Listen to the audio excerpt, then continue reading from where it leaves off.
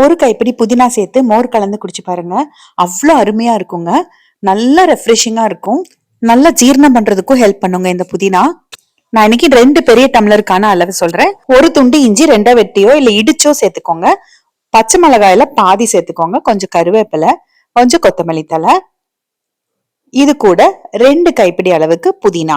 எனக்கு புதினா ரொம்ப பிடிக்கும்ன்றதுனால 2 கைப்பிடி சேர்க்கிறேன். நீங்க ஒரு கைப்பிடி சேர்த்துக்கிட்டா கூட போதும். இந்த அளவுக்கு 1/4 ஸ்பூன் அளவுக்கு கல்லுப்பு, 3 குழிக்கரண்டி அளவுக்கு தயிர், கெட்டி தயிர் ஊத்துறேன்.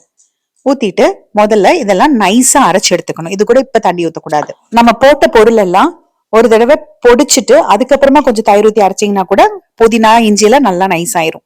இப்போ கொஞ்சம் தண்ணி ஊத்திட்டு வடிகட்டிக்கலாம். தண்ணி அளவு பாத்தீங்கன்னா நமக்கு எவ்வளவு அளவு மோர் வேணும்ன்றது பொறுத்து இருக்கு. இது கூட கொஞ்சம் பெருங்காயத்தூளும் சேர்த்தங்க. அது அந்த வீடியோ மிஸ் ஆயிருச்சு. கொஞ்சம் பெருங்காயத்தூள் சேர்த்துக்கோங்க. வேணும்னா ஒரு 1/2 ஸ்பூன் சீரகம் கூட சேர்த்துக்கோங்க.